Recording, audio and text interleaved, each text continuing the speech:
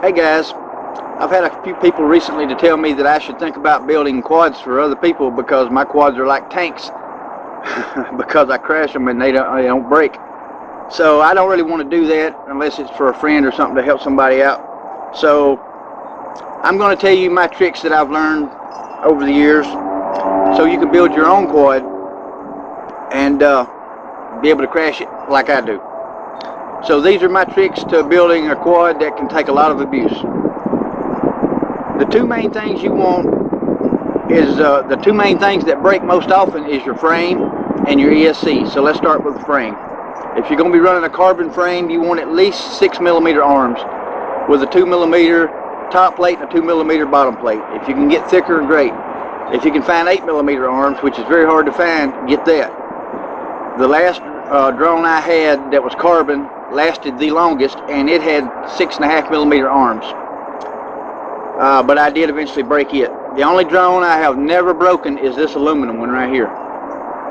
So if you want a drone you won't break, or at least I haven't yet, get aluminum one. And now I have bent the arms a couple of times on this one, but it's pretty easy to straighten back out, and you got to crash really hard to bend an arm on one of these aluminum quads. Alright, that gets the frame out of the way. The next thing that usually breaks when you crash a lot is your ESC. Most people want to just save their money and get a cheap ESC. You don't want to do that.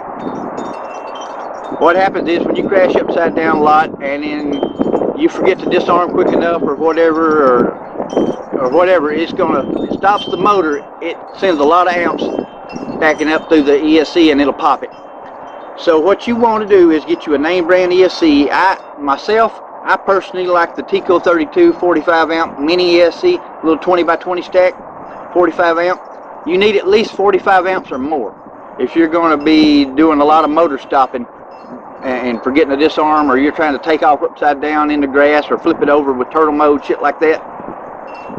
If you can get more amps, better, because they make them all the way up to like 60 and 80 amp ESCs. Like I say, that 45 amp that I run in this thing, it's a tiny one. It's a little 20x20, and I don't have any problems with it. But you want a name brand.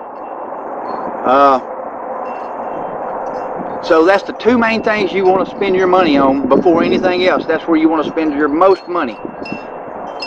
Now the next thing you want is you got to think about the motors.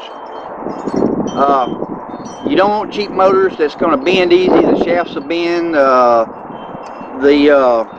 They'll get warped and out of balance, and the bearings will wear out, and then you got shitty video. You want decent motors. Myself, I prefer Zing motors, and I like a big motor. I like 2207 to 2208 size with a 2500 to 2750 kV. What I got on this quad right now is Zing 2207 2750 kV motors. They're perfect for this build. I wouldn't suggest, if you're going to fly freestyle, to go any lower than 2207. I don't even like the 2306, I believe it is. I don't like them motors. I like something with high kV and a lot of pop. Oh, and on the ESC, you want to make darn sure get you a 6S capable ESC and run it on 4S. If it's 6S capable and you only run it on 4S, it can take a lot more abuse, because it's meant for a lot higher amperage and you're not putting it through it with a 4S. So make sure it's a 6S capable and just run it on 4S like I do here. Alright, we've got the frame, the ESC, and the motors out of the way. These Zing motors, they're some of the best I've ever seen. I don't have any problems with these motors with them getting out of balance, or I've crashed the crap out of these things, man. And the shafts don't bend, and they're reasonably priced, so that's the motors you really want to go with. Now there's another trick about your ESC that will save you if you're going to be crashing, especially if you're going to be crashing in trees. If you have your ESCs to where your motors soldered to the outside edges of the ESC right here, take you some duct tape and wrap around, all the way around, just like I've got this one. It's still going to get enough air in it. It's not going to overheat. But by doing that, all those wires are exposed if you don't wrap them up. And I don't know how many ESCs I've burnt by snagging a branch and it ripping the wire off of the board and it destroying the pad, and you can't solder it back. So always tape it up if your wires are hanging out like that. And the next thing you can do is take you an old water jug, one of them old white plastic like milk jug water jugs. Cut you out some little squares the same size as your ESC and your flight controller. Cut them the same size, drill 4 holes in it to where it'll slip right down on your mounting screws. And what you want to do is put you a piece of that plastic down first, then put your ESC down over there with your grommets and all that. Then you want to put another piece of plastic on top of the ESC, in between your ESC and your flight controller. Put some more grommets, then put your flight controller, then put another piece of plastic on top of that. That way, if you crash hard or you ever break the top plate and it squishes it down and you squish your boards together, they don't short out. I can't tell you how many times I did that before I finally learned this trick. Basically, everything else it doesn't matter. You can run cheap parts, whatever, it don't matter. The camera I got in this one, it don't really fit. It's a real tiny, it's a Runcam Swift, one of the old ones. I think it come out of some kind of whoop I had. And it don't really fit, so I just got it hot glued in there. The camera don't matter. I mean, as long as you can see good out of it. The VTX doesn't really matter. I used to run the VTX02 and VTX03s all the time. They're cheap. You can't get them anymore, but just any old cheap VTX will do. As long as it's got enough milliwatts for where you fly for you to see, it don't matter. I don't run any special antennas, just the little dipole that sticks out the back. Always have. I don't have any trouble with it. Your flight controller doesn't really matter. Damn noise. I've got a cheap flight controller in this one now. It's a Mamba Mini, an old one that come off a 20 amp stack. So your flight controller don't matter. I run controllers out of Leader 120.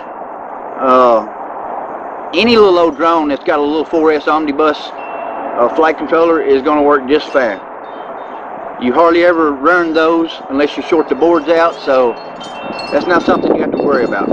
Now the last thing I'll say is I never gave much thought to props in the past, and I've always ran tri-blade props, broke a lot, bent a lot. Every time you bend one just about, you get vibrations because they're out of balance then. I want you to take a look at these props, guys. I mean, this is after me flying about 6 packs today.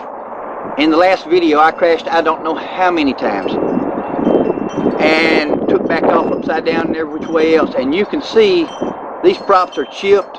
I went through the trees and hit limbs. And all during that video, you notice every time I take back off after I've crashed, it still flies just as smooth as it did. And I didn't bend any of these props. I just chipped them all up and broke the tips off of these. So I'm a firm believer in bi-blades now. I don't think I'll ever go back to tri-blades. They just run a lot smoother. Even if you nearly destroyed them, they still run smooth. And guys, one last tip. If you're going to fly, especially around a wooded area where you might actually lose your drone and your battery might come unplugged, because you'd be surprised how often that happens, especially to me. The thing will come unplugged. Get you a Verifly Finder 2 mini buzzer and wire it up in here somewhere. Don't matter where. That way if your battery comes unplugged, that thing will beep forever and pretty loud, and it even has a little flashing light on it. So it really helps you to not lose your drone. And that's the last thing I got to say, guys. If you follow my tips and build your drone like I just told you, you'll have one that you can abuse just as much as I abuse mine. I still break stuff every once in a while, but it's very seldom now. Alright guys, I hope you enjoyed this video and I hope you learned something. Y'all have a great day.